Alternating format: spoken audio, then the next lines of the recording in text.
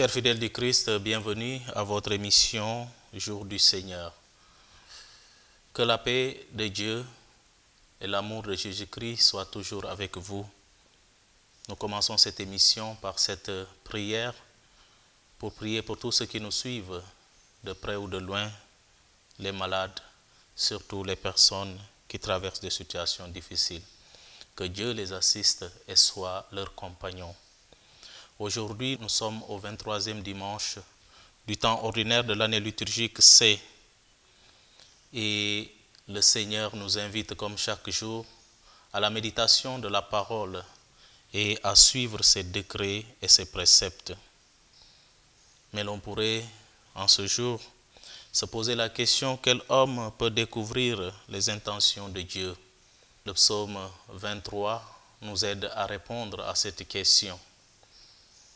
Qui peut gravir la montagne du Seigneur? C'est l'homme au cœur pur, aux mains innocentes, qui ne livre pas son âme aux idoles, mais ne dit pas de faux serments, mais suive les préceptes du Seigneur jour et nuit.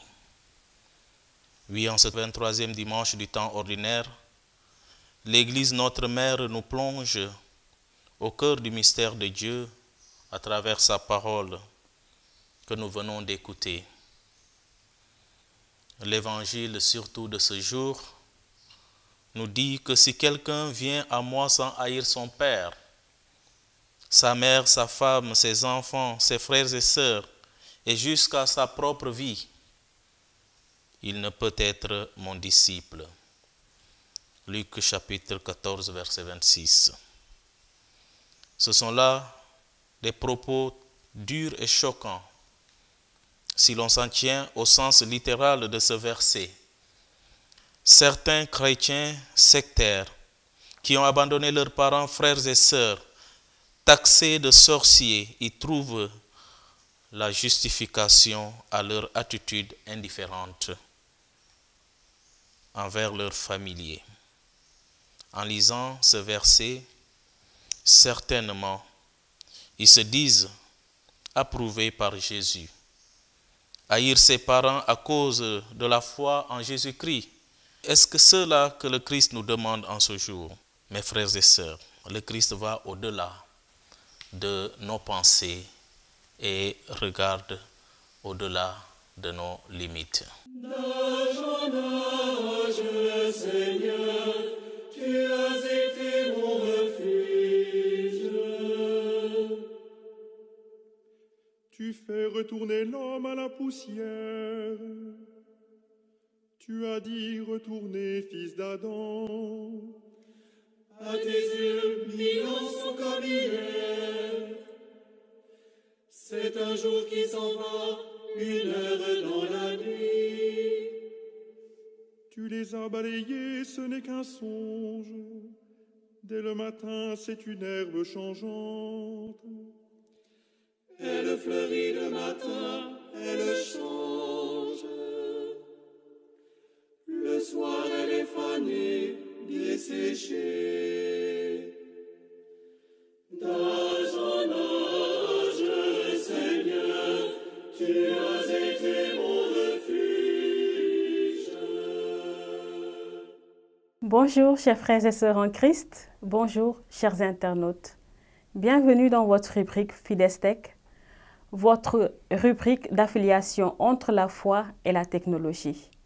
Cette rubrique qui essaie de faire le lien entre la foi et la technologie et de voir comment la technologie et la foi sont utilisées au service de la foi. Aujourd'hui, nous allons parler de l'utilisation de la technologie par des jeunes, des associations et des groupements pour partager leur foi en Christ, pour servir aussi bien l'Église. Paul demande à Philémon d'accueillir Onésime, son frère bien-aimé. Il lui demande de le considérer comme un frère, aussi bien humainement que dans le Seigneur. Dans notre marche dans la foi, nous aurons parfois besoin d'avoir des frères et des sœurs autour de nous avec qui discuter de la foi, avec qui partager nos expériences dans la foi, mais aussi nos recherches dans la foi. Ainsi, des groupements sont reliés à l'Église, qu'on appelle des groupements d'apostolat catholique. Parmi ces groupements, il y a des groupements qui date, mais on a aussi de nouveaux types de groupements qui sont nés avec les nouvelles technologies et qui évoluent à travers les nouvelles technologies. Et parmi ces groupements, aujourd'hui, nous avons 2 sur le plateau. Nous allons parler du groupement Femmes catholiques, Femmes de valeur, qui a un groupe sur Internet, plus précisément sur Facebook, pour partager la foi catholique. Nous avons un autre groupe aussi, le groupe Prunelle de Dieu, qui, en Chine, regroupe les catholiques du Sénégal, de la Chine, pour partager leur foi. Sur ce plateau aujourd'hui, nous avons M. Nicolas Faye, qui est du groupe Prunelle de Chine. Bonjour, M. Faye. Bonjour, Christine. Bienvenue et merci d'avoir accepté notre invitation. Pouvez-vous vous présenter à nos chers internautes et téléspectateurs, s'il vous plaît? Merci beaucoup, Christine. C'est pour moi un immense plaisir de participer à cette émission. Je suis d'autant plus heureux que fier que je fais cette émission avec vous. J'ai beaucoup d'attachement à ce que vous faites et je souhaite que le Seigneur vous accompagne dans ce long chemin. Pour me présenter, c'est simple. Je m'appelle Nicolas George Mamadou Faye. Je suis sénégalais.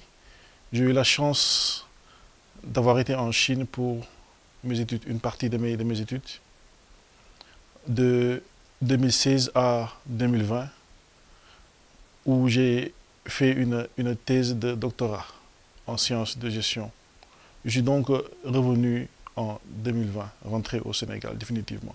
Pouvez-vous nous parler de votre groupe Prunelle de Dieu? Le groupe Prunelle de Dieu a été créé en 2017 par une sœur qui était en Chine comme nous, étudiantes, et qui avait senti le besoin d'unir ses frères et sœurs dans le Christ à travers un panel de discussion. Parce que ce qui est fascinant en Chine, c'est que quand les étudiants ou les personnes d'abord qui viennent en Chine, pour la première fois, ils perdent leurs repères. Mais à travers ces associations-là, les étudiants et les personnes qui vivent en Chine peuvent se retrouver pour parler davantage de Dieu et de pouvoir consolider leur foi. Merci, M. Faye, pour cette présentation. Un groupe qui regroupe les étudiants, mais aussi d'autres personnes qui viennent en Chine et qui voudraient consolider leur foi. Vous avez bien fait de préciser que ce n'est pas seulement les étudiants, en fait. Le groupe regroupait l'ensemble des personnes, des Sénégalais, qui séjournent en Chine pour en gros délimiter le périmètre d'intervention du groupe. Ce ne sont pas seulement les étudiants, mais l'ensemble des personnes qui se trouvent en Chine. Parmi les personnes qui se trouvent en Chine, c'est vrai que les étudiants occupent une grande majorité. Il y a aussi les diplomates sénégalais qui travaillaient en Chine. Et pouvez-vous nous dire qu'est-ce qui a été à l'origine de la création de ce groupe? Pour moi, à mon niveau, c'est tout simplement ce besoin de rencontre des chrétiens, en fait. C'est ce besoin que les chrétiens avaient de pouvoir communiquer dans un panel qui les regroupait. Parce que quand dans un premier temps, on vient en Chine, pour aller à la messe, on hésite. C'est déjà un problème. Du fait de quoi? Du fait du trajet, du fait de la langue des fois. Parce que moi, j'ai eu la chance d'être à Pékin. On avait une grande communauté française qui était là. On avait la chance d'avoir un prêtre de la communauté des missions étrangères de Paris qui pouvait nous faire notre messe en français. Mais quand je pensais à des frères et sœurs qui étaient dans les provinces, qui n'avaient pas des messes en français, et même des fois, ils avaient eu l'opportunité d'avoir des messes en anglais, mais d'autres, plus loin, dans des provinces où il n'y avait pas cette possibilité d'avoir cette langue en langue anglaise, ils étaient confrontés, ils étaient forcés d'aller à la messe pour faire des messes en chinois. Ce qui n'était pas évident. Quand on vient en Chine, déjà pour apprendre la langue, c'est un problème. Et pour aller faire une messe en langue chinoise, c'est un autre problème. Alors c'est ainsi qu'une sœur, comme je l'ai dit tantôt, a eu l'idée de pouvoir créer, fédérer ses frères et sœurs chrétiens à travers ce groupe qu'on a appelé communément Prunelle de Dieu. Faire une messe en chinois alors qu'on est francophone, bon, même si l'Église catholique est universelle et que le rite est le même partout, ces étudiants ou bien ces diplomates auraient aimé avoir ces messes en français. Absolument. Pour pouvoir mieux comprendre. Absolument. Comment fonctionne votre groupe? Il y a en Chine ce qu'on appelle WeChat, c'est l'équivalent de WhatsApp. Et ce WeChat-là, c'était C'était notre lieu de rencontre virtuel. En tout cas. Un groupe qui se nommait Prunelle de Dieu a été créé par notre sœur dont je vous ai parlé tantôt et qui a ajouté.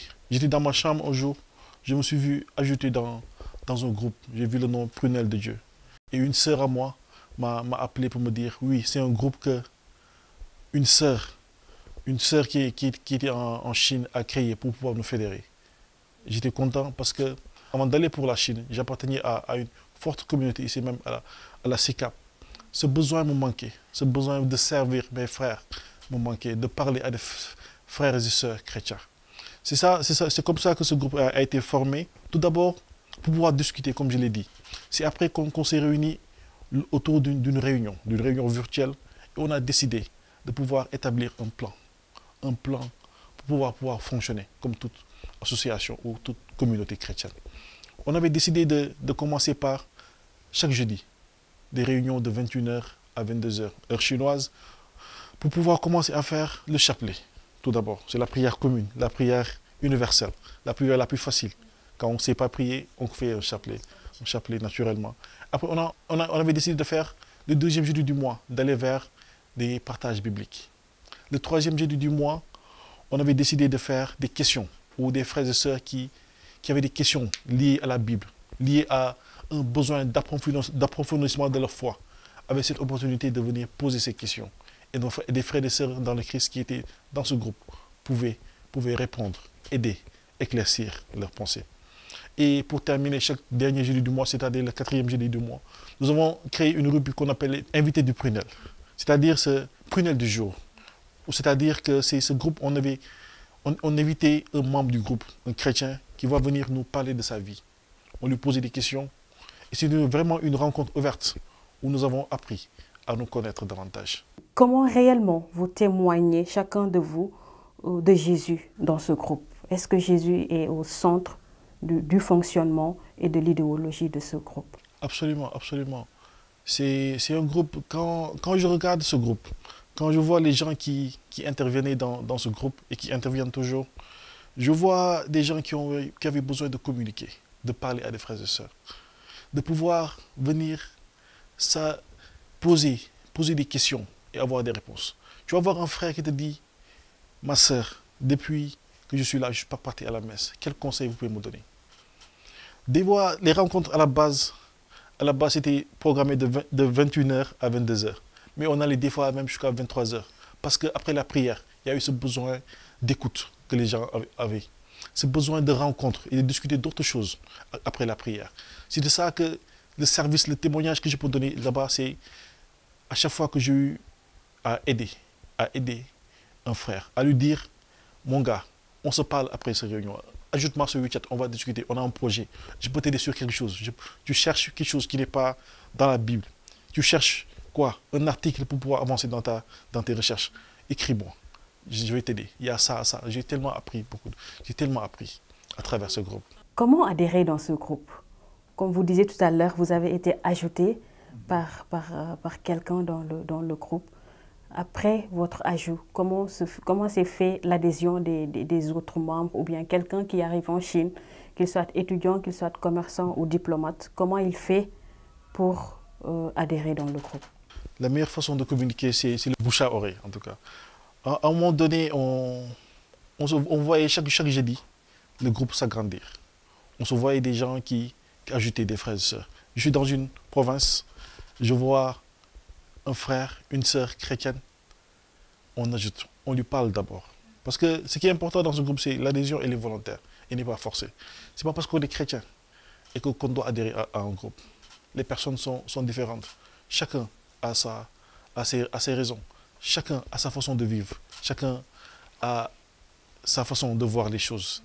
Chacun aussi a ses habitudes. Son lien avec la foi.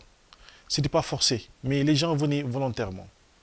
Chaque fois qu'on les ajoutait, ils répondaient. Même s'ils n'avaient pas le temps, ils écrivaient des messages. Oui, bonjour, je suis nouvelle. Je suis dans quelle province? Je fais ça. Excusez-moi, mais mon emploi du temps ne me permet pas de venir régulièrement à la prière, mais je suis de tout cœur avec vous. C'est fort. L'adhésion, vraiment, c'est fait comme ça, de bouche à oreille. On n'a jamais fait de publicité. Et oui, il y a un groupe, venez. Non, ce n'était pas forcé, mais c'était volontaire. Avec vos activités de bouche à oreille, le partage entre frères et sœurs, Absolument. vous avez pu adhérer chaque année plusieurs étudiants ou Absolument. jeunes diplomates qui arrivaient en Chine. Absolument. Et comme le disait Paul à Philémon, d'accueillir humainement son frère Onésime, vous aussi vous accueillez humainement vos frères et sœurs qui arrivent en Chine et ensemble vous essayez de grandir dans la foi, dans votre relation avec le Seigneur. Quel témoignage de vie marque le plus la vie de ce groupe quand vous pensez à ce groupe? Quand je pense à ce groupe aujourd'hui, dans l'état actuel des choses, ce qui me marque, c'est que la continuité du groupe, c'est important. Pratiquement, les personnes qui avaient fondé, qui avaient ce qu'on appelle l'idée ce groupe à un moment donné, qui avaient coordonné les activités, ne sont plus là pratiquement en Chine. Mais ce qui est fascinant, c'est que le groupe fonctionne toujours. Aujourd'hui, quand je pense à un diplomate, à un oncle, le tonton Gilbert Diouf, qui était plus âgé que nous, qui est mon oncle à moi. Quand je le vois chaque jeudi, dire dans le groupe, j'arrive chez moi dans 5 minutes, on commence la prière. Je suis content. Parce que quand on revient au Sénégal, on n'a plus ce temps qu'on avait de pouvoir rentrer sur WeChat. Mais quand, chaque jeudi, je rentre sur WeChat et que je vois ce message-là, je suis content. Je suis content de savoir que le groupe que nous avons créé ensemble en Chine continue toujours, malgré que les gens, les cœurs qui ont fondé ce groupe ne sont plus là pour la majorité. On me dira le nombre de personnes qui adhèrent. Ce n'est pas important. Ce qui est important, c'est de prier. Parce que là où 2 ou 3 personnes sont réunies, Dieu est au milieu d'eux. Quand je vois tonton Gilbert, un papa qui anime, qui incite ses enfants, rejoignez-nous, on va commencer la prière. C'est fascinant. C'est fascinant. C'est le témoignage fort aujourd'hui que je peux donner, en dehors que des amis, des frères et sœurs que je me suis fait à travers ce groupe. Aujourd'hui, quand je suis à Dakar, quand je rencontre un Sénégalais, parce que la plupart du temps, des personnes qui étaient dans ce groupe, on ne se rencontrait pas en Chine. On n'avait pas l'occasion malgré beaucoup de tentatives, on n'a pas eu l'occasion de nous rencontrer. Mais à Dakar, quand je vois cette personne, je gagne en temps, parce que je connais déjà cette personne. Je ne pose plus certaines questions. Je vais à l'essentiel. C'est ça, cette rencontre entre frères et sœurs. Est-ce que vous êtes connu des autorités religieuses catholiques du Sénégal? Oui, en quelque sorte, nous sommes connus. Parce que ce que j'ai oublié de dire tantôt, c'est qu'il y avait aussi l'aspect social dans ce groupe.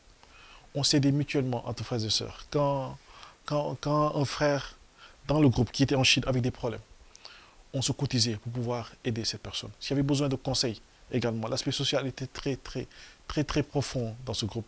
C'est ainsi également que, vous savez, la diaspora, c'est toujours des personnes qui pensent toujours à leur pays. C'est important. Ils sont en général les premiers à participer aux œuvres caritatives de leur pays.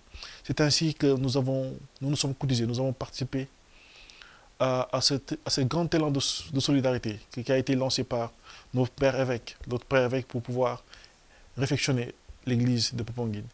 C'est dans ce sens que nous avons rencontré les autorités, le père Pierre Sandy à l'époque qui était en charge de collecter les fonds. Une délégation qui était à Dakar s'est rendue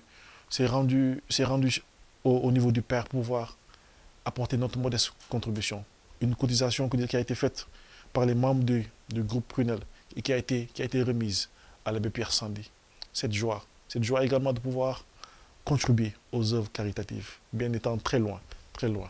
Être loin et penser à son pays, Absolument. penser à son église du Sénégal. C'est très important. Et c'est cela la vie en Christ. Absolument. Et quelles contraintes rencontrez-vous dans votre groupe et comment vous les résolvez? La contrainte également, on me dira l'engagement. C'est important. Mais comme j'ai dit tantôt, ce n'est pas ce qui est important. Ce qui est important, c'est que chaque chrétien puisse savoir qu'il a un moyen de parler à ses frères et sœurs. Pendant son séjour, s'il en a besoin, 1 minute, il en a l'opportunité. Également, il y avait cette contrainte la connexion également, qui n'est pas très des fois sécure quand quand il y a eu des problèmes de connexion, des fois, avec les bruits, tout ça là. Mais ce sont des problèmes pas très ponctuels et pas trop structurels, parce que ce sont des problèmes la technologie est très avancée en Chine. Ça, c'est un truc factuel qu'on pouvait régler à tout moment. C'était ça pour moi que je vois comme contrainte, l'engagement des fois qui manquait. C'est compréhensif, je l'ai dit tantôt. Les gens sont très très occupés. Les études, le travail. Vous savez aussi, la Chine, c'est un pays assez mouvementé. Il n'y a pas d'heure. Même le dimanche, les gens travaillent. Des fois, les gens rencontrent vraiment des contraintes pour pouvoir adhérer à ce groupe. Mais comme je l'ai dit, ils savent là où la lumière est vive, on dit souvent. Ils savent que s'ils ont besoin de parler, il y a un groupe, il y a des personnes qui sont là pour les écouter.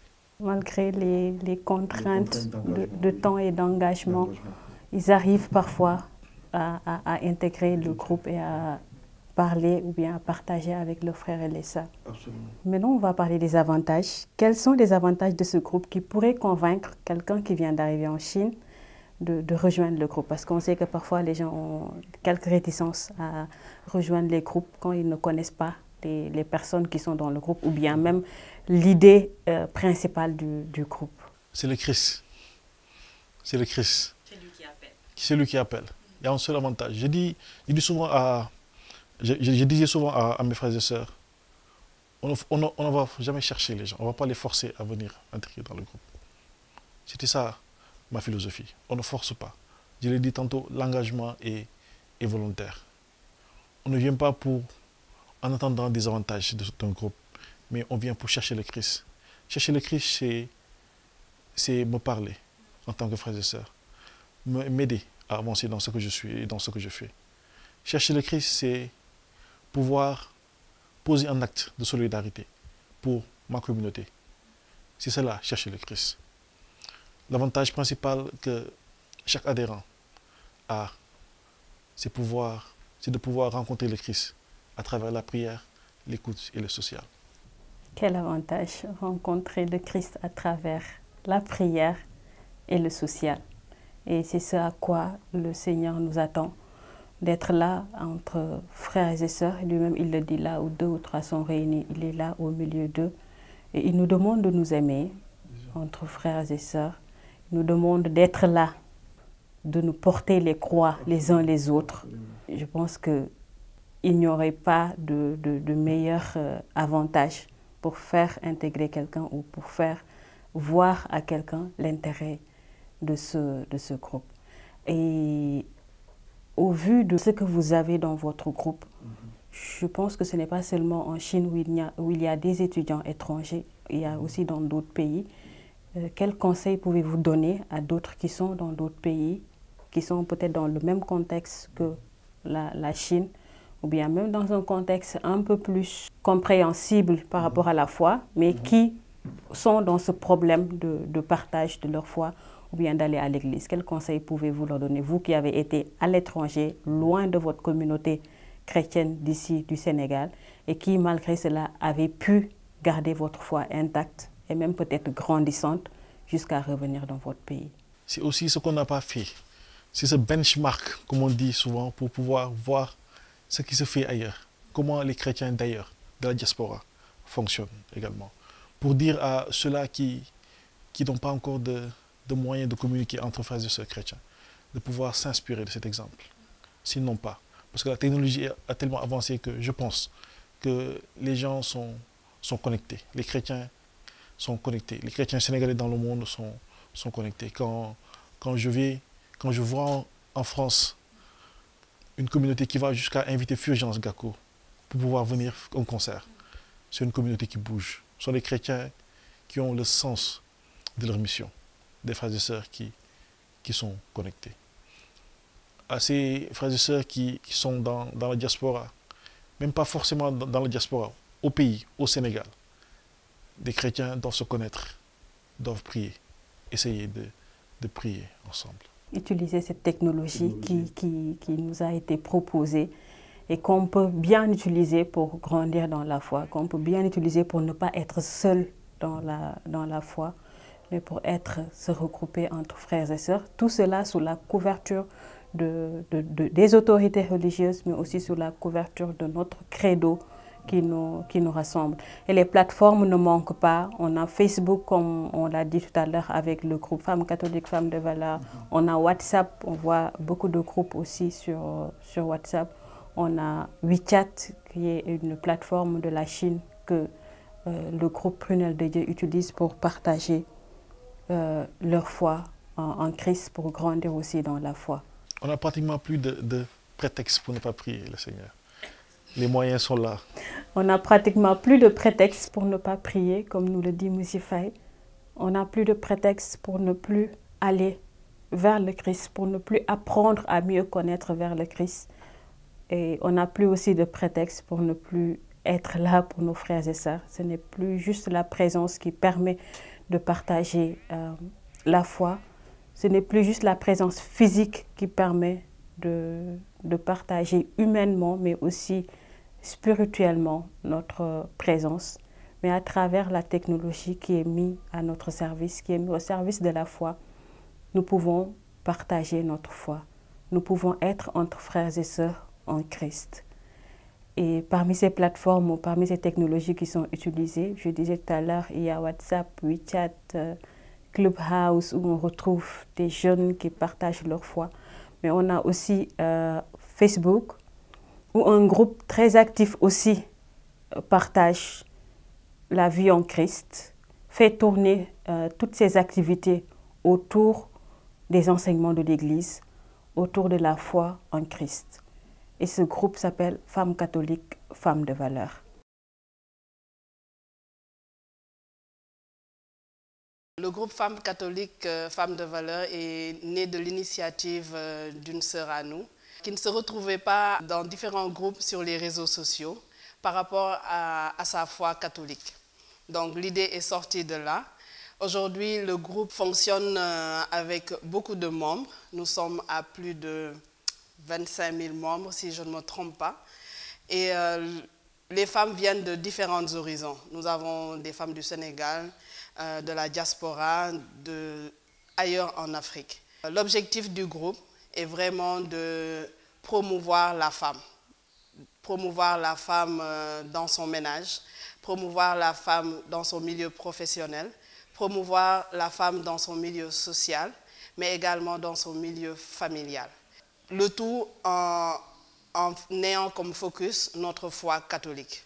Le tout dans le respect, le tout dans la convivialité, le tout dans ce qu'on peut appeler la vie quotidienne d'un catholique ou d'une catholique. Je dirais bien d'une catholique, puisqu'il s'agit de femmes. Ce groupe aujourd'hui a à sa disponibilité beaucoup d'activités. Nous faisons beaucoup d'activités sur le plan social, comme par exemple des levées de fonds. Nous en avons fait plusieurs.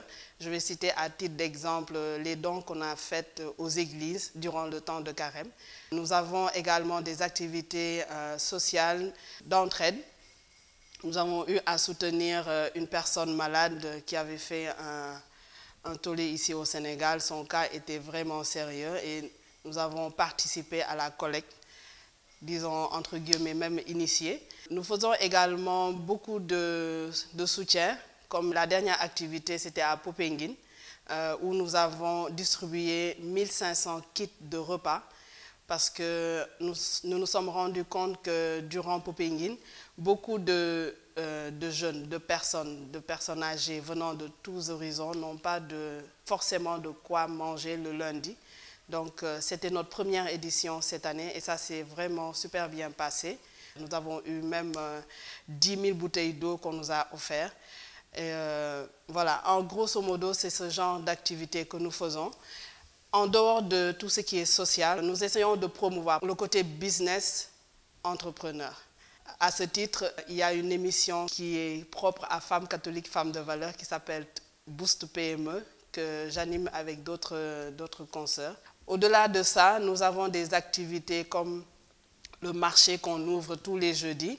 Nous avons des activités qui concernent la vie religieuse. Donc, toutes les informations que l'Église partage, nous le partageons dans le groupe. Des fois, c'est source de débat.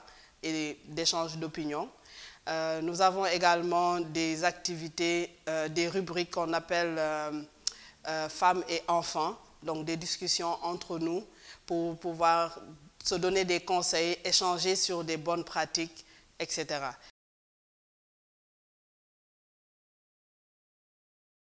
Le groupe se retrouve sur Facebook, c'est un groupe sur Facebook, mais nous avons également une page YouTube. La page YouTube, c'est plus quand nous avons des émissions en direct que nous faisons. On s'est rendu compte qu'il y avait également des hommes qui étaient intéressés à suivre ce que nous disons. Donc, l'idée de créer une page YouTube pour leur permettre également de suivre nos émissions, c'est de là que vient cette idée-là. Le témoignage de notre foi catholique dans le groupe, selon moi, c'est dans la vie de tous les jours. Ce n'est pas seulement aller à la messe, faire notre chapelet ou notre rosaire qui fait que notre foi va vivre. Je prends un exemple. Les catholiques ont beaucoup plus peur de s'engager dans les business. Parce que peut-être on prend le temps de un peu trop réfléchir. Donc, dans le groupe, on a cette rubrique-là que j'anime. J'ai pris exemple parce que c'est ce que je maîtrise le plus.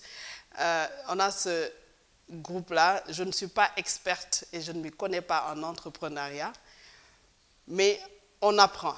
J'ai appris sur le tas et j'ai partagé avec les autres.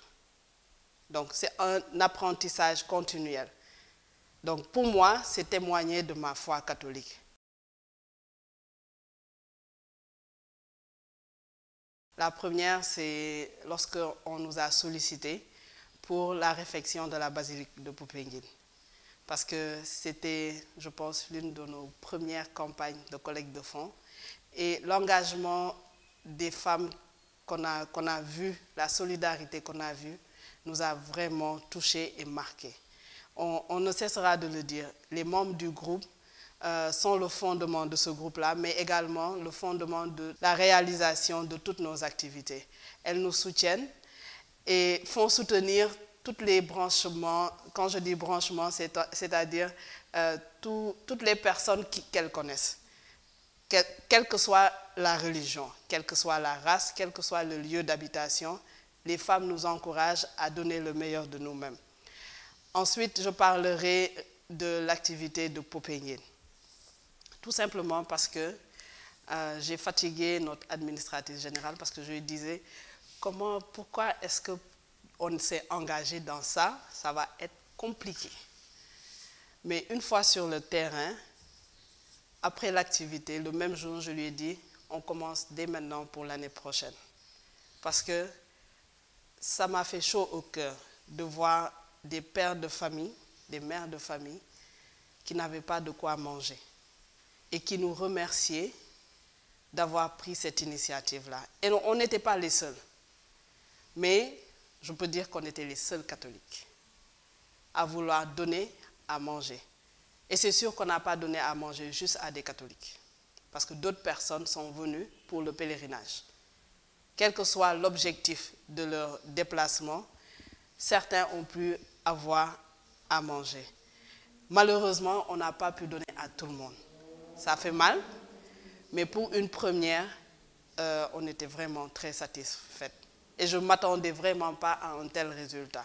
C'est pourquoi je dis, cette activité-là, c'est une activité qui va rester dans le cœur. Ces groupements qui utilisent Internet, ces groupements qui utilisent les nouvelles technologies pour partager leur foi, nous ont partagé aujourd'hui leur témoignage de vie dans le Christ et comment leur groupe évolue. Nous le savons sous la conduite du Saint-Esprit, mais aussi la création de ces groupes a été inspirée par le Saint-Esprit.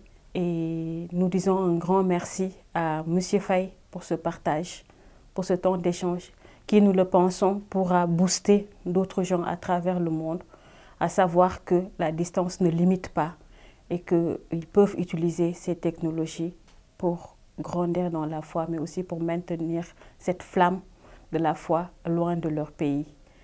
Votre dernier mot pour cette rubrique, M. Faye? C'est vous remercier pour l'invitation et remercier vos téléspectateurs et internautes qui nous suivent. c'est aussi lancer un appel. Un appel à ces soldats de Christ qui sont en Chine et qui tiennent toujours le flambeau haut. Je pense à André, je pense à Benoît, ces frères et sœurs dans le Christ qui continuent à animer ce groupe que nous avons créé. Je pense également à toutes ces personnes, ces chrétiens catholiques qui sont loin de leur famille. Covid a empêché beaucoup de personnes de pouvoir se rencontrer. Mais je les exhorte à pouvoir prendre conscience qu'il y a des outils à utiliser à bon escient pour pouvoir communiquer pour chercher le Christ. C'est ce message que je veux lancer à ses frères et sœurs. Merci beaucoup, M. Faye. Merci à vous aussi d'avoir accepté notre invitation. Désigne le phénomène associatif dans l'Église catholique.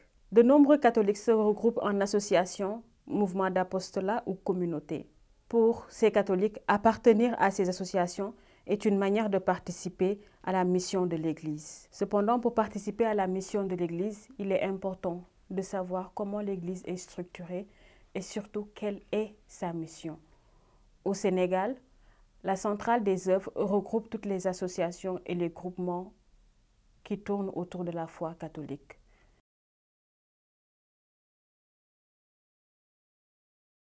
Depuis l'avènement du coronavirus, il y a de plus en plus de groupes de spiritualité qui évoluent dans les réseaux sociaux. Je prends par exemple le groupe des jeunes que je connais dans ma paroisse de Marie Immaculée, par cette décennie où plusieurs groupes de jeunes se retrouvent dans les réseaux sociaux pour partager, faire des partages allant dans le sens de la foi, mais surtout touchant la vie de l'Église.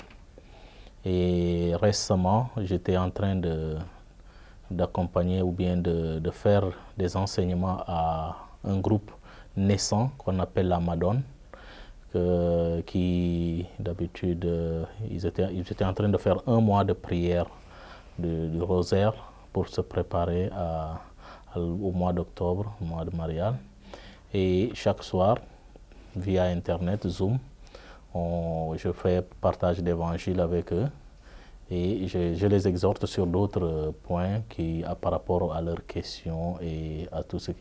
Mais grosso modo, on peut dire que de plus en plus de nos jours, surtout les jeunes se retrouvent facilement dans les réseaux sociaux pour partager tel ou tel autre point par rapport à leur foi, à la vie de l'Église, mais à des questions qui touchent la jeunesse.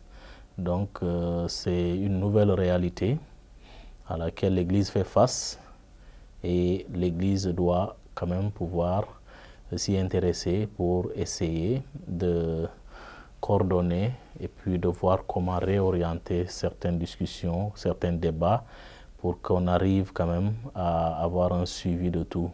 Vrai, nous ne pourrons pas tout encadrer, nous ne pourrons pas tout régler, mais au moins par notre présence, par des encouragements, mais par des éclaircissements allant dans le sens de l'Église, on peut bien les aider à revenir. Mais il y a beaucoup de groupes que je connais, surtout des jeunes, qui sont dans les réseaux sociaux et qui font ce travail-là, qui est très bien dans l'ensemble. Ouais.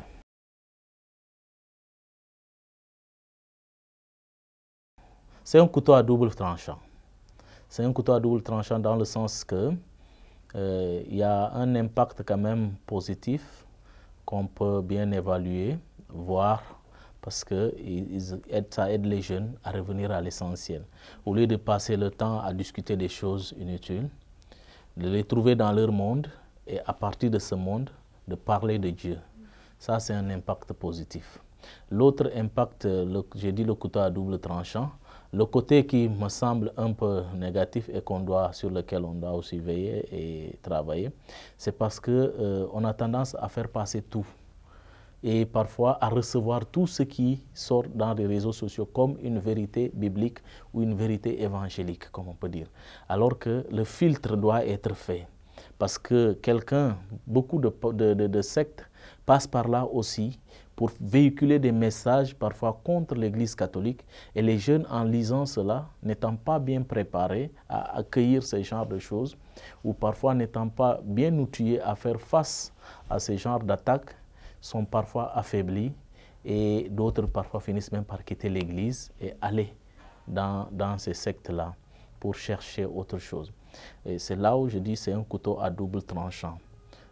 Côté positif, oui, il y en a parce que ça aide l'Église. Même de plus en plus maintenant, beaucoup de paroisses communiquent à travers ces réseaux pour pouvoir toucher plus de monde. Je fais allusion par exemple à Abbé Jules Pascal de Louga qui travaille beaucoup sur ça. La paroisse de Mipa, Marie Immaculée, qui travaille beaucoup sur ça. Et tant d'autres paroisses et avec des groupes qui font ce travail-là. Ça, c'est de très bonnes choses parce qu'il y a des hommes qu'il faut à la tête et qui savent qu'est-ce qui doit être véhiculé et qu'est-ce qui ne doit pas être. Par contre, il y a des groupes où il n'y a pas de présence de pasteur, où les messages passent parfois beaucoup de choses à la fois, trop de confusion, et ça apporte parfois des idées un peu de violence en quelque sorte, parce que quand tu entends des gens qui vont jusqu'à s'attaquer à leur église et directement à travers ces moyens, ça devient aussi dangereux pour l'église et pour notre foi. Parce qu'il ne faut pas oublier que l'église est notre mère. C'est elle qui nous nourrit. Et quand on s'attaque à elle, je disais seulement hier à un jeune qui est au Maroc, je pense, oui, et qui me disait, mon père, dans notre groupe de prière, nous avons discuté à savoir où est-ce que dans la Bible on a parlé de la Vierge Marie qui est montée au ciel. Je lui ai dit, monsieur, la foi chrétienne n'est pas seulement écriture. Voilà, il y a l'écriture, il y a ce qu'on appelle la tradition, et il y a le magistère, l'enseignement des pères. Et l'enseignement des pères, c'est-à-dire depuis les premiers jusqu'aujourd'hui, cela nous aide dans notre foi. La tradition, ce que les premiers depuis les apôtres jusqu'aujourd'hui nous ont dit, cela aide dans la foi. Et puis ce qu'on trouve dans la Bible. Et la Bible d'ailleurs n'est rien que d'autre, une tradition, parce que l'écriture, c'est le Saint-Esprit qui inspire, mais c'est inspire à partir d'une tradition. Et donc il faudrait qu'un jeune comprenne que c'est le tout. Et si on doit classer justement l'Assomption de la Vierge Marie, on partira des pères pour revoir, parce que c'est juste une personne à qui Dieu a fait un privilège spécial. Et ce privilège, les pères de l'Église ont dit, cette personne ne devait pas connaître la corruption de son corps. Le corps qui a porté le Verbe de Dieu ne peut pas connaître la corruption. Et donc, nous, on ne parle pas de Marie est montée, mais Marie a été élevée. C'est là où j'ai discuté avec les jeunes hommes, bon, qui semblent comprendre, mais je ne suis pas dans le plateau où ils discutaient de cela. Donc, ça veut dire que les messages que chacun véhicule peuvent avoir un impact négatif sur la vision et le point de vue de l'Église. C'est pourquoi je parlais de couteau à double tranchant. La présence qui manque parfois, ou des groupes qui se créent, ils n'ont pas un père spirituel, quelqu'un qui connaît la doctrine de l'Église, la foi, qui a étudié la théologie pour les aider et les canaliser. Ils vont comme ils veulent. Et parfois, c'est là où il y a beaucoup de dérives. C'est ces dérives-là qui constituent aussi un goulot d'étranglement pour l'Église aujourd'hui. Mais l'Église ne doit pas fuir, elle doit faire face à cela pour mettre les moyens et ce qu'il faut pour corriger justement les difficultés qu'on rencontre dans ces genres de groupes. L'Église d'abord doit aller vers ces réseaux. Aujourd'hui, nous ne pouvons pas fuir les réseaux sociaux.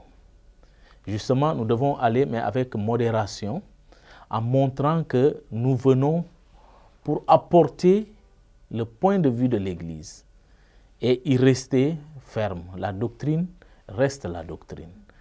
Et donc, tant que l'Église n'est pas présente, tant que les pasteurs ne sont pas présents, ou quand on invite un pasteur pour discuter sur, ou donner un enseignement via Zoom ou travers, je dis non, je ne peux pas le faire, alors on est en train de créer des failles où les gens, d'abord, ils vont critiquer, ils ne sont jamais là, mais il faut qu'on soit présent pour discuter avec ces personnes et les aider à comprendre, à travers les moyens de communication qu'ils ont. L'autre aspect sur lequel l'Église doit beaucoup insister, c'est par rapport à... L'Église doit apprendre aux jeunes que le virtuel est bien, mais la chaleur humaine est plus importante aussi. On peut rester dans les réseaux sociaux, créer des groupes, on ne se voit pas peut-être, ou bien on se voit via les écrans, mais on ne s'est jamais rencontré quelque part pour échanger. L'Église doit travailler à faire en sorte que les jeunes qui sont dans les réseaux sociaux puissent un jour se retrouver dans leur paroisse et faire un partage autour en présentiel avec peut-être les aumôniers, les prêtres qui sont là et présenter leur groupe officiellement. Et ça, c'est le travail que l'Église doit faire. Ça fait partie justement de la coordination de l'apostolat des laïcs. Et c'est le travail de la centrale des œuvres, par exemple. Tous les groupes et mouvements de prière doivent s'affilier directement à leur paroisse et aussi se faire reconnaître par la centrale des œuvres ou les directions des œuvres dans les diocèses. Partout où il y a la direction des œuvres, le travail c'est coordonner justement ces activités de pastoral de l'ensemble. Alors, quand un groupe se crée et encore en train de faire, même si ça bouge, on entend parler partout, tant que ces gens-là ne sont pas reconnus par la centrale des œuvres, ça veut dire leurs activités, ils les font, mais le jour où ils iront vers une paroisse, on va nous interpeller pour nous dire, mais tel groupe qui est venu vers nous, c'est qui? Et si nous, on ne peut pas donner une réponse par rapport à ce groupe, on va dire, on ne les connaît pas. On ne les connaît pas. C'est des jeunes qui ont des intentions. Peut-être qu'il faut bien voir. Il faut les approcher. Et là où on dit toujours à un prêtre, il faut les approcher. Les approcher pour mieux comprendre. Et les orienter vers les autorités pour qu'on puisse prendre en charge leurs préoccupations. Parce que l'Église ne doit pas se projeter directement dans les choses au risque de commettre des erreurs. Mais l'Église doit observer à distance.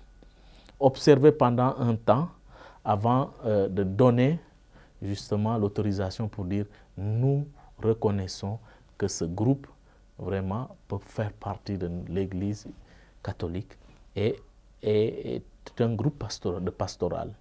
Mais pour arriver à là, il faut beaucoup de démarches. Il faudrait d'abord une reconnaissance. Il faudrait qu'au niveau de la paroisse, on vous accepte, qu'on vous accueille bien. Et puis vous venez au niveau de la centrale, que nous on fait le travail qu'il faut avant que l'évêque chargé de la question de pastorale dans le diocèse, qui est le père de tous, puisse donner son aval et dire vous pouvez leur accorder entière confiance pour qu'ils exercent librement.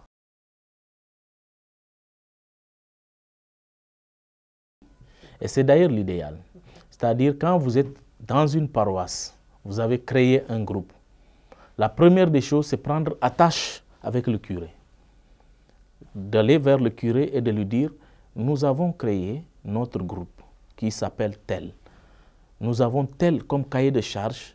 Voilà ce que nous faisons dans notre vie. Voilà comment nous nous organisons. Voilà. Et quand le curé voit tout cela, le curé avec ses collaborateurs, les vicaires, il peut, pendant des réunions pastorales, de programmation et autres, dire ah, il y a tel groupe qui est venu me voir, le responsable, voilà, ils m'ont parlé de ça et ça et ça. Et c'est toujours mieux d'avoir un document à la main que vous laissez au curé. Comme ça, le curé, avec les autres en faisant la réunion, il peut lire ce que vous avez écrit et tous ensemble vont réfléchir au niveau paroissial sur cette question. Et si c'est un groupe qui a tendance à toucher plusieurs paroisses, le curé va avec la question au niveau du doyenné. Et il va en parler au doyenné. Ah, j'ai vu telle personne, tel responsable qui est venu me rencontrer, il se dit de tel groupe, mais apparemment c'est un groupe qui est un peu beaucoup plus large. Et au niveau du doyenné, en ce moment c'est le curé doyen, qu'on appelle le curé forain, qui prend la question en main et qui va essayer, en déléguant, soit lui-même ou il délègue un autre prêtre, pour bien suivre cette question. Et à partir de là, c'est le curé forain qui remonte la question à la centrale des œuvres. pour dire, bon, nous avons telle chose, on vous envoie tel groupe, il doit venir vous voir, et à partir de la centrale, nous aussi, on doit faire un autre travail de suivi, et là, à la fin, quand on voit que vraiment ça va, on peut dire à l'évêque, voilà. Ou bien, la personne peut sauter directement aller voir l'évêque, parler à l'évêque. L'évêque, en ce moment, peut dire, voilà, il fait le sens contraire. Allez-y au niveau de la centrale des œuvres. Allez parler au directeur des œuvres. Et à partir de là, le directeur des œuvres va descendre au niveau du curé forain, le curé doyen. Et le curé doyen touche le curé de la paroisse concernée directement. L'inverse peut se faire. Donc, ce n'est pas aussi mal. Mais c'est toujours bien quand on fait des démarches de commencer par le bas pour remonter, au lieu d'aller directement à la tête pour redescendre. Non? Donc, c'est les démarches qu'il faut. Et parfois, ça ne fait pas, les gens, les fidèles ne comprennent pas cela. Ils pensent que c'est fatigué, les gens. Ou les prêtres ont trop de choses, ils demandent beaucoup de choses. Mais pourtant, c'est juste pour coordonner, pour que le travail soit accepté, que le travail soit quelque chose de bien fait. Et que tout se retrouve dedans. Sinon, ça sera le désordre total. Et dans l'Église, il n'y a pas de désordre. L'Église est tellement bien structurée. Il y a dans la conférence épiscopale, c'est-à-dire la conférence des évêques, il y a un évêque chargé de la pastorale des laïcs, pastorale de l'ensemble. Et au Sénégal, c'est Monseigneur Martin Boukartine. C'est lui qui est notre patron, directement, le patron des directeurs des œuvres au niveau national. Donc, lui, quand il y a une question pareille, soit c'est lui qui a reçu les personnes directement, la première des choses qu'il fait, il appelle le coordonnateur national de l'apostolat. Parce qu'il y a l'évêque, après il y a le coordonnateur. Et le coordonnateur de l'apostolat des laïcs au niveau national, c'est Abbé Sébastien qui est à la centrale des œuvres. Moi, je suis son adjoint au niveau de ce travail-là. Donc, l'évêque l'appelle et lui dit, j'ai reçu un tel groupe. Essayez de voir avec vos pères. Il va dire, allez-y essayer avec vos pères, c'est-à-dire avec les autres directeurs des diocèses, essayez d'étudier cette question en profondeur. Et nous, dans nos rassemblements, dans nos réunions de directeurs des œuvres, on va poser la question. Voilà, l'évêque nous a envoyé tel dossier. Et chaque directeur des œuvres des diocèses va s'exprimer pour dire, ah oui, ce groupe, j'ai entendu parler dans mon diocèse. En bien ou en mal, parce que ça peut arriver. Si c'est en bien, on partage, on fait tout. Maintenant, on dit, qu'est-ce qu'il faut faire? Qu'est-ce qu'il faut faire? Chacun descend au niveau de la base et essaie de trouver quelqu'un pour suivre ces groupes-là. Et qui, à la fin, doit faire remonter un dossier au niveau de la direction des œuvres, et au niveau de la coordination, qu'on doit après transmettre à l'évêque qui, lui, doit discuter avec les pères. Au niveau de chaque conférence épiscopale, la question sera débattue. Après la conférence épiscopale du Sénégal, Guinée, Mauritanie, il doit avoir ce qu'on appelle la conférence des évêques de l'Afrique de l'Ouest. Ils vont en débattre parce que tous les directeurs des œuvres vont faire remonter le travail. Ça arrive là. Et de là, ils peuvent l'amener au niveau du Chéam, la conférence des évêques au niveau de l'Afrique. Ils débattent de la question parce que c'est une question qui touche tout le monde. Mais en même temps, les autres conférences doivent en faire de même. Parce qu'en ce moment, ça relève du pape.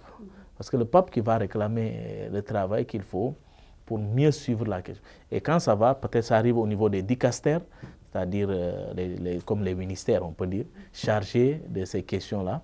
Et après, on fera remonter au pape, et au pape de voir ce qu'il en est de faire, si c'est une question vraiment générale. Mais sinon, souvent, le pape dit à chaque conférence épiscopale d'en juger l'utilité.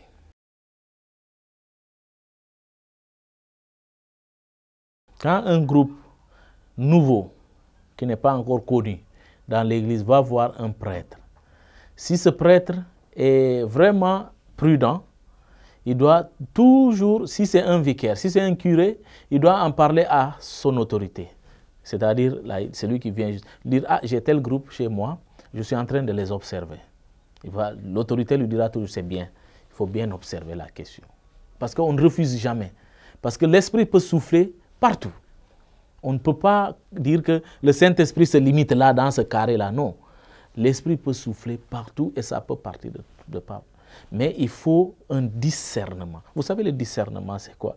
Hein? Quand tu mets beaucoup de choses à la fois, et puis tu les disperses, le 10 là, tu disperses, et puis tu cernes la question. Il faut cerner ce que tu veux. C'est ça, en réalité, le travail qui doit être fait, c'est le discernement. Et quand ce discernement est très bien fait, en réalité, après, ça ne pose pas de problème pour le reste des choses. Mais parfois, c'est au niveau du discernement que nos fidèles sont beaucoup plus pressés. Ils pensent qu'on est en train de les imposer des choses, alors que c'est un corps. Quand eux, ils seront malades, c'est tout le corps qui sera malade. Il faudrait que l'on fasse beaucoup attention et qu'on essaie d'aller petit à petit pour que les choses aillent mieux. Mieux vaut aller à pas de caméléon et arriver que de courir et tomber dans les fosses.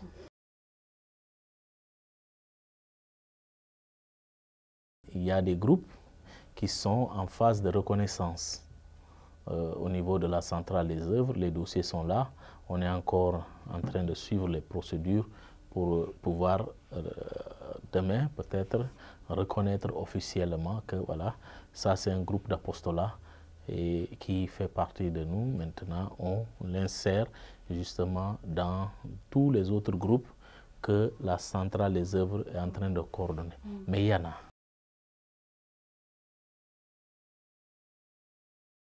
Je dirais à ces gens, surtout aux téléspectateurs, à tous ceux qui nous suivent et à ceux qui peut-être auront l'occasion d'entendre mes mots quelque part, on ne sait nulle part, que toute chose qui est venue dans le monde a quelque part une utilité.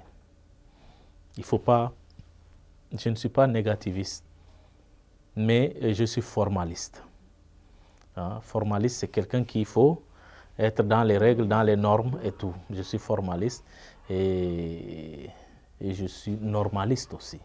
Il faudrait qu'on entre dans la logique d'être en conformité avec la hiérarchie. Mais ils font un travail, ils abattent un travail énorme. Et c'est très bien pour la foi. La foi a besoin, l'Église a besoin de ça.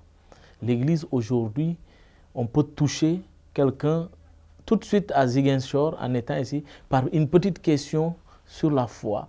Et ça peut susciter des débats qui feront grandir la foi des gens. C'est de très bonnes choses, ça c'est une très bonne chose. Maintenant, juste ce qu'on demande, c'est d'accepter d'être canalisé. D'être canalisé. Parce qu'il ne faut pas qu'on arrive à l'extrémisme spirituel. Hein, parfois, dans les groupes, tu trouves de l'extrémisme spirituel. Et quand c'est l'extrémisme spirituel, ça devient dangereux pour même la vie des gens. Donc, il faudrait justement qu'on travaille ça. Mais moi, je suis sûr et certain que l'Église même est dedans, c'est parce que l'Église a ses sites. Il y a Oficom. Oficom, ça touche, ça entre dans les technologies et tout ce qu'il y a, la communication. Il y a chaque niveau de l'Église, il y a toujours un comité chargé de ces communications, de tout cela. Donc, je pense juste que nous devons les approcher, mais eux aussi doivent nous approcher. Il ne faut pas qu'on se prenne comme des ennemis, ou bien qu'on soit en chien de faïence ou quelque chose. Non, non, non. Il faudrait qu'on s'approche, ils nous approchent, on les approche, on discute ensemble. C'est dans les discussions qu'on pourra nous entraider. Ils vont nous aider, ils vont nous enrichir, ils vont enrichir l'Église et l'Église va les enrichir, les aider aussi à se perfectionner. Et ça, c'est le message que je veux laisser et que les gens puissent prendre l'Église comme une mère. Une mère, on ne doit pas la fuir. On doit s'approcher de la maman parce que la maman a un cœur formidable. Et ce cœur qui est formidable embrasse tout enfant. Une mère, même si son enfant est malade, la maman ne rejette jamais son enfant. Donc l'Église est une mère qui ne rejettera jamais ses enfants, mais que ses enfants acceptent de revenir à elle et va les bercer, les éduquer, les aider à grandir. Chers frères et sœurs en Christ, nous arrivons à la fin de notre rubrique Fidestech, où nous avons parlé des groupements qui utilisent les technologies pour partager leur foi sur Internet à travers les plateformes qui sont mises à leur disposition. Ces plateformes qui permettent de réduire la distance, mais ces plateformes qui permettent de maintenir la flamme de la foi, comme je disais tout à l'heure.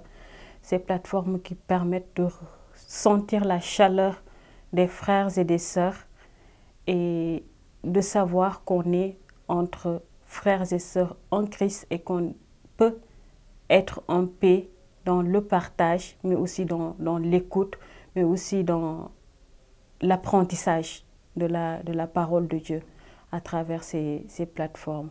Nous nous retrouvons très bientôt pour un autre thème parlant de la foi et de la technologie dans votre rubrique Fidestech. Merci et Dieu vous bénisse.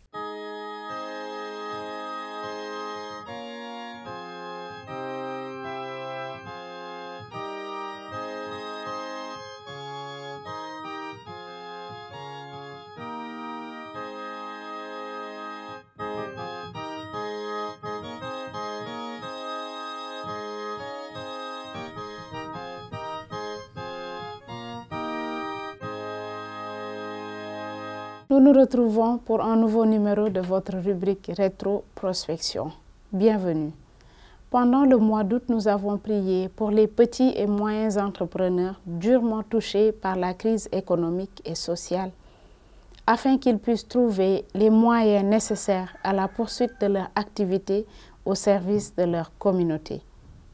Toujours en août, de nos prières, nous avions accompagné l'abbé Éloi Diatta, l'abbé Maurice Ning, l'abbé Paul Mbandour, l'abbé Henri Boumisen, Père Gérard Mayor, Monseigneur Mexancoli, l'abbé Benjamin Badji et l'abbé Pascal Sambou.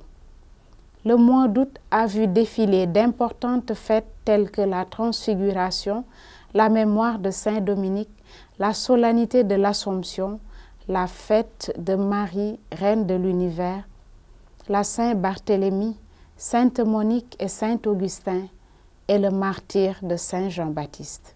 Encore en août, à Marsassoum, sous le regard bienveillant des sœurs adoratrices et les pères du Saint-Sacrement, accompagnés de prêtres, religieux et religieuses, environ 200 jeunes du diocèse de Kolda se sont réunis pour réfléchir sur le thème appelé à construire la famille humaine dans le but d'un choix vocationnel. En ce mois de septembre, le Saint-Père lance une invitation à prier pour l'abolition de la peine de mort qui porte atteinte à l'inviolabilité de la dignité de la personne afin qu'elle soit abolie, cette peine de mort, dans la législation de tous les pays du monde. Le 1er septembre, un jeudi, le 22e du temps ordinaire de l'année C, est la journée mondiale de prière pour la sauvegarde de la création.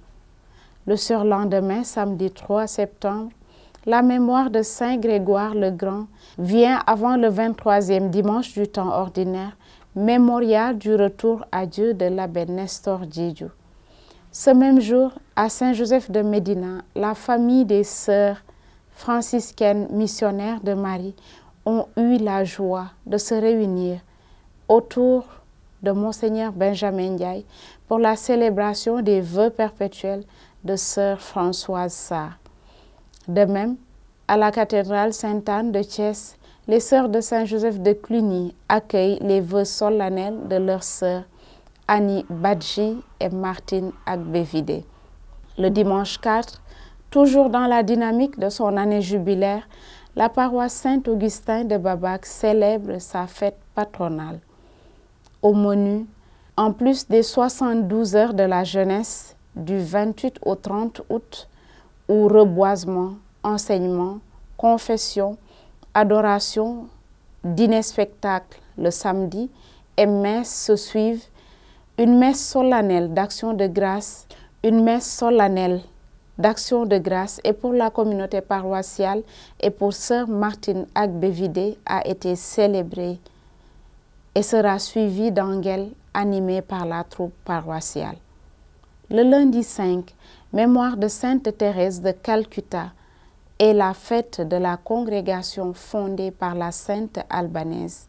Le mardi 6, La Saint-Bertrand sera suivie le surlendemain de la mémoire de la Nativité de la Sainte Vierge Marie, fête de la congrégation des filles de Notre-Dame du Sacré-Cœur d'Issoudun. Et le vendredi 9, le souvenir du retour au Père de l'abbé Jean Bosco Ndiaye marque la fête des saints Omer et Pierre Claver. Ce dernier, patron de la paroisse Saint-Pierre Claver de Tambacounda.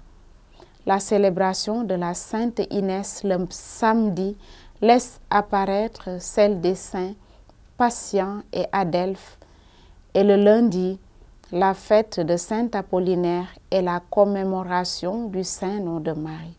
La Saint-Jean Chrysologue le 13 septembre sera marquée par le souvenir de la naissance au ciel de l'abbé Dona Amalaka Bassène.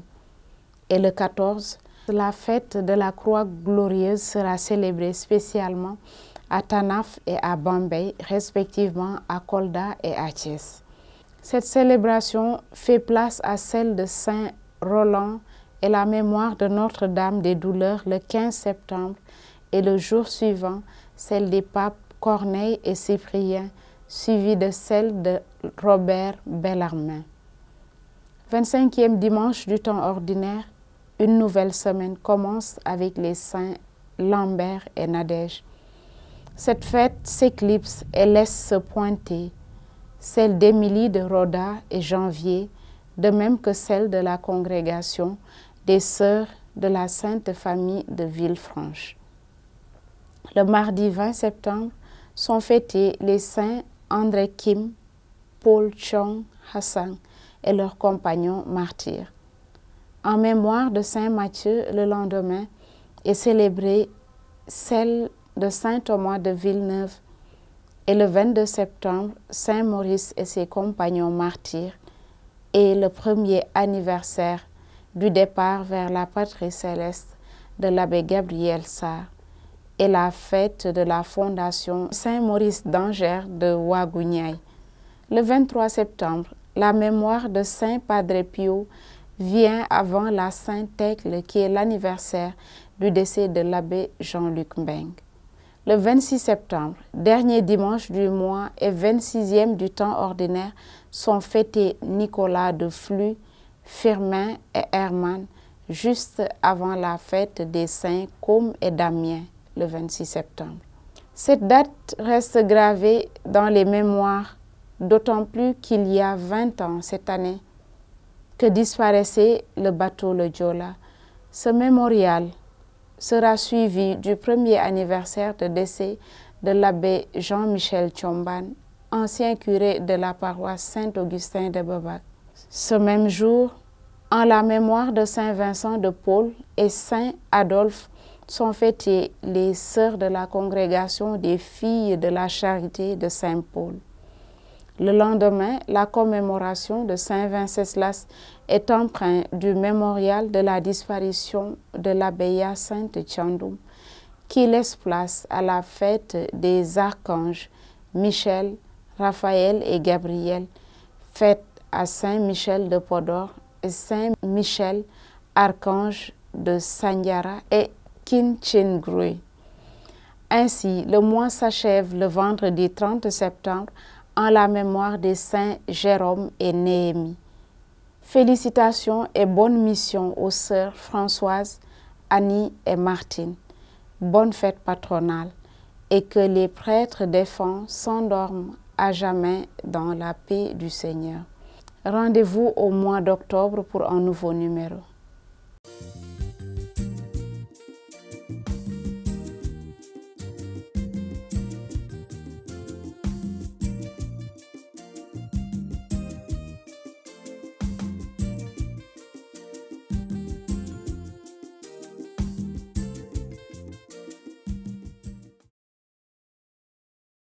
Que signifie haïr sa propre parenté à cause du Christ?